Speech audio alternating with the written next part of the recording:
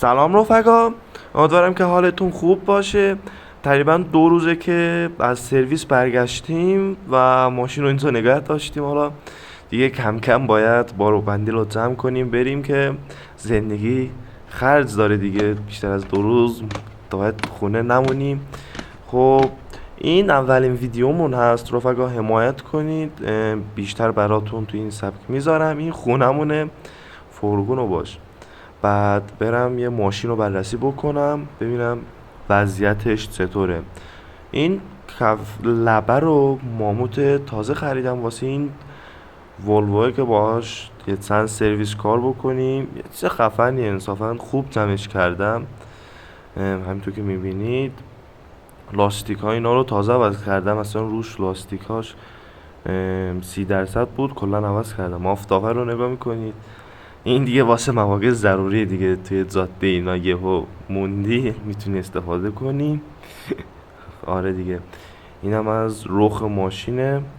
به حاجی بنازم، واقعا رخو بگیر. اصلا ولوو یه چیز دیگه است دیگه، آدم حال میکنه وقتی میبینه ماشینو. آره،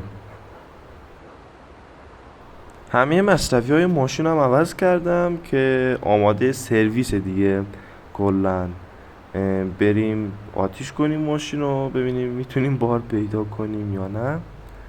ولی واقعا یه چیز توپیه، خیلی حال میکنم خودم با این ماشین. یا حق بازی. اینم داخل کابینه، یه استارت بزنیم. بسم الله.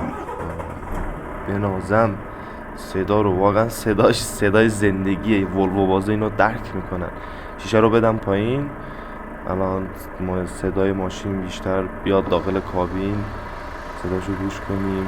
براتون با این ماشین قراره چند سرویس کار کنم، براتون ویدیوهای بیشتر میذارم. شیشه رو بدم پایین. اینم نمای بیرون خونمه.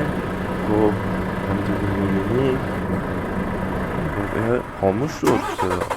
بعضی وقت این ایرادشو نمیدونم مال چیه، باید حالا ببرم کار بررسی کنیم این چرا یهو وقتی درجا کار میکنه خاموش میشه. تا ویدیوهای بعدی آقا دمتون گرم، خیلی